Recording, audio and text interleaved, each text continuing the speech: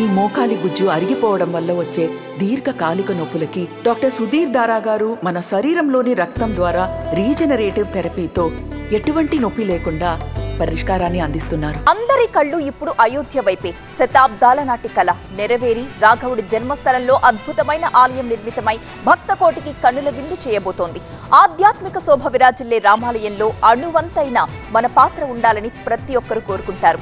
మరి అటువంటిది పూజా సామాగ్రిని సమర్పించే అదృష్టమే దక్కితే అందుకే బెంగళూరుకు చెందిన భక్తుడి ఆనందానికి అవధుల్లేవు.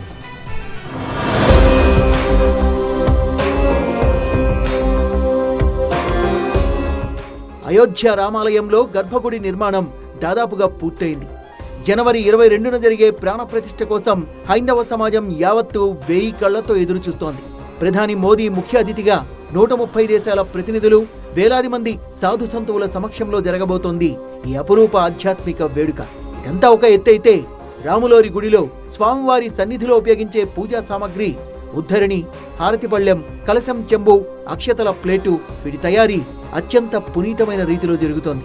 ముఖ్యంగా ఆలయం ఆవరణంలో అమర్చే 42 గంటల్ని స్వామివారికి సమర్పించే భాగ్యం బెంగళూరుకు చెందిన వ్యాపారవేత్త రాజేంద్ర నాయుడుకి దక్కింది. తమిళనాడులోని నామక్కల్లో 7 తరాలుగా ఈ వృత్తిలో ఉన్న ఆండాల్ మౌల్డింగ్ వర్క్స్ ని ఆశ్రయించారాయన. 5 నెలల కిందట నమూనాల్ని సమర్పించారు. తయారీకి అవసరమైన ముడిలోహాలు వెండి, రాగి, కాంస్యం అందజేశారు. 1200 కిలోల బరువైన 48 గంటల తయారీకి 45 రోజులు పట్టింది. ఈ గంటలతో పాటు వెండితో రూపొందించిన హారతి పాత్రలు, 2 వింజామరలు కూడా.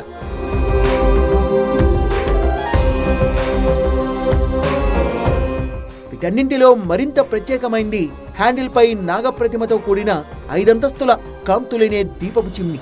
వేటికవే అన్ని మంచి నగిశీలతో కళాత్మకంగా రూపొందించారు.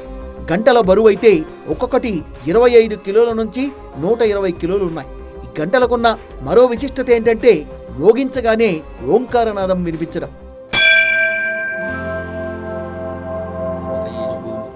బెంగళూరు నగరంలో వేలాది మంది భక్తుల సమక్షంలో ఆగమశాస్త్రం ప్రకారం ప్రత్యేక పూజాధికాల్ని నిర్వహించి ఈ ఘంటికల్ని బెంగళూరు నుంచి అయోధ్యకు తరలిస్తున్నారు. స్వామివారి పూజా సామాగ్రిని అందించే అదృష్టం తనకే దక్కడం పూర్వజన్మ సుకృతం అంటున్నారు భక్తుడు రాజేంద్ర నాయుడు. అటు రాఘవుడి గుడిలో అమర్చాల్సిన భారీ ప్రధాన గంట ఇప్పటికే సిద్ధంగా ఉంది. దీని బరువు అయితే 2100 కిలోలు, 6 అడుగుల పొడవు, 5 అడుగుల వెడల్పు. ఉత్తరప్రదేశ్లోని ఈటా జిల్లాలో 21 లక్షల రూపాయల ఖర్చుతో ఇది 3 ఏళ్ల కిందటే తయారైంది. దీనికి అదనం నామక్కల్లో తయారై బెంగళూరులో పూజలందుకొని అయోధ్యలో పురుషోత్తముడి గుడిని అలంకరించబోతోన్న ఈ పూజా సామాగ్రి.